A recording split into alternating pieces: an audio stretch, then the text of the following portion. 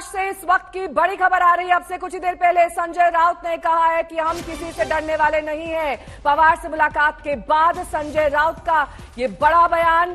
संजय राउत अब से कुछ ही देर पहले मीडिया से मुखातिब हुए। उन्होंने कहा कि हम हार नहीं मानेंगे, हम जीतेंगे। ये आत्मविश्वास दरअसल शरद पवार से मीटिंग के बाद संजय राउत ने दिखाया। उन्होंने कहा कि हमने उनको बहुत मौके दिए, लेकिन अब हम झुकेंगे नहीं, हमारी जीत होगी। गुवाहाटी से मुंबई तक जबरदस्त सियासी हलचल देखने को मिल रही है। वहीं एकनाथ शिंदे गुवाहाटी से मुंबई की ओर रवाना हो चुके हैं। जल्द वो मुंबई पहुंचेंगे। एकनाथ शिंदे जिन्होंने मैजिकल नंबर छू लिया है। संजय राउत से खास बातचीत करेंगे मेरे सहयोगी मुनीश पांडे। जी बिल्कुल, देखिए महाराष्ट्र में राजनीतिक जो सियासत है उसको लेकर घमासान मचा हुआ है, राजनीति को लेकर घमासान मचा हुआ है। और इस बीच में सबसे बड़ा सवाल यह है कि आखिरकार ये सरकार रहेगी या फिर उसके बाद जो सबसे बड़ी खबर यह है कि क्या शिवसेना का अस्तित्व तो बचता है या नहीं बचता। और इस पर बातचीत करने के लिए हमारे साथ शिवसेना के वरिष्ठ नेता संजय राउत मौजूद हैं। राउत साहब, सबसे पहले धन्यवाद आपका समय निकालने के लिए। आपसे मैं सीधा पहला सवाल करना चाहूंगा कि एकनाथ शिंदे, खबर यह आ रही है कि गुवाहाटी से मुंबई के लिए रवाना हो चुके हैं, इस पर आपकी क्या प्रतिक्रिया है? क्या किसी तरह की बातचीत आपकी हुई है कि आप एकनाथ शिंदे से मुलाकात करेंगे या कोई स्ट्रेटजी आपने तैयार की है? जी, बात ये नहीं है कि एकनाथ शिंदे कहाँ है, क्या करे, उनको मुंबई में तो आना ही पड़ेगा ना।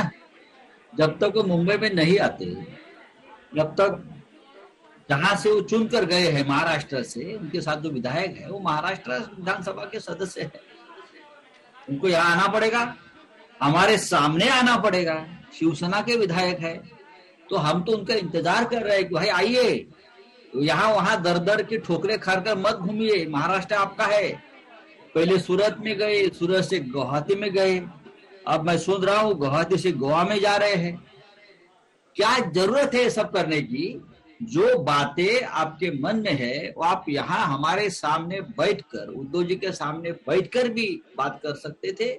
इसके लिए आपको भारतीय जनता पार्टी का सिक्योरिटी और सहारा लेना पड़ा सूरत से गुवाहाटी तक। ये लगता है ये कोई एक सच्चा शिव सैनिक का आत्मसम्मान नहीं है, ये मानता हूं मैं, ये प्रतिष्ठा नहीं है शिव सैनिक की। आप अपने आप को अगर शेर कहते हो तो ये शेर की इज्जत नहीं है। राउत साहब, मैं ये सवाल आपसे इसके लिए पूछ रहा हूं क्योंकि 2 दिन पहले जब उद्धव ठाकरे ने ये कहा था कि उनकी एकनाथ शिंदे से बातचीत हुई है, आपने अपने कई बयानों में बातचीत दिया हुआ है। क्या पिछले 2 दिनों में आपकी एकनाथ शिंदे से बात हुई है?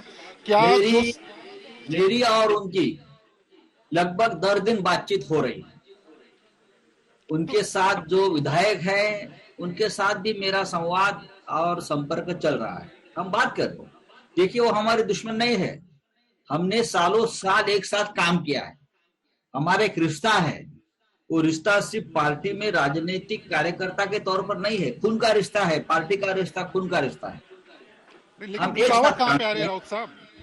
रुकावट कहाँ पे आ रही है? इतनी अगर बातचीत हो रही है तो रुकावट कहाँ पे आ रही है? कौन सी ऐसी बात है जिसको लेकर एकनाथ शिंदे कह रहे हैं कि अब मैं उद्धव ठाकरे की शिवसेना में नहीं रहूंगा?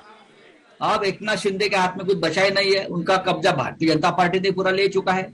अब भारतीय जनता पार्टी तय करेगी एकनाथ शिंदे क्या बोलेंगे, क्या करेंगे, खाना खाएंगे नहीं पिएंगे, अब उनको सोना है या उठना है, बैठना है, स्नान करना है, ये अब बीजेपी तय करेगी।